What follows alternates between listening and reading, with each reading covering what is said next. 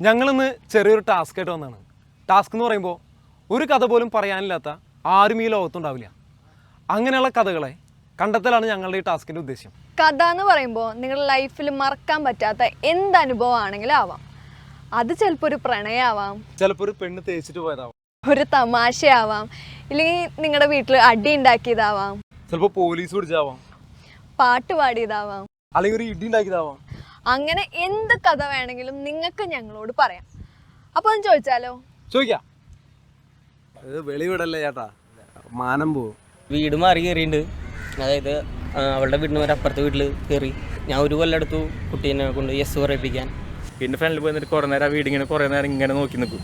അതുകൊണ്ട് അപ്പം അവൻ പറയണ്ട മതിയായില്ലേ പോവാന്ന് ചോദിക്കാൻ്റെ അടുത്ത്. സ്നേഹപരമായിട്ടാവും പക്ഷേ മുമ്പിലാണെങ്കിലും സാമ്പത്തികപരമായിട്ട് ഭയങ്കര പിന്നോക്കാണെന്ന് പറഞ്ഞു. അവൻ വന്നതിന് പ്രൊപ്പോസ് ചെയ്തു. ഞാൻ നോ പറഞ്ഞു. അത് കഴിഞ്ഞ് ക്ലാസ്സിലേക്കുമ്പോൾ ഞാനായിട്ട് ബെറ്റ് വെച്ചു. ഈ വർഷം തീർന്നതിന് മുന്നേ ഞാൻ അതിനെ വളച്ചിരിക്കുന്നു ബെറ്റ് വെച്ചു. ആ പ്രണയിച്ച കുട്ടി നല്ലൊരു തേപ്പുകാരിയായിരുന്നു. പുതിയ ഫോൺ കിട്ടി, പിറ്റേ ദിവസം വീട്ടിലത് പിടിച്ചു. ഇവനെ വിളിച്ചു.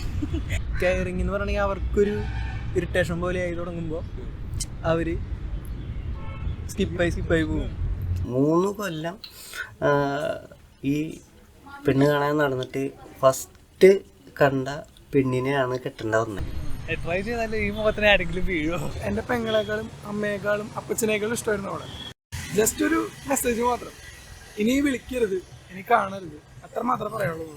തനിയെ ഒറ്റയ്ക്ക്, പിന്നെ വെള്ളമടി, മദ്യപാനം, പുകവലി, വേറെ മാർഗമില്ല.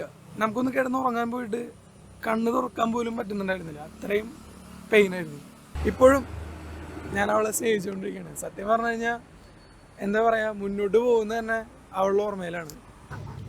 കണ്ടില്ലേ, ഇതുപോലെ നിങ്ങൾക്കൊരു കഥ പറയാനുണ്ടാവും.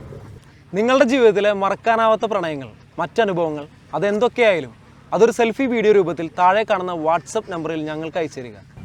നിങ്ങളുടെ ആ കഥയായിരിക്കും ഞങ്ങളുടെ ഈ വെബ് സീരീസിലെ ഓരോ എപ്പിസോഡും. സെൽഫി വീഡിയോ അയക്കേണ്ട വാട്സപ്പ് നമ്പർ 9539439603. നിങ്ങളുടെ കഥ ഞങ്ങൾ സിനിമയാക്കും.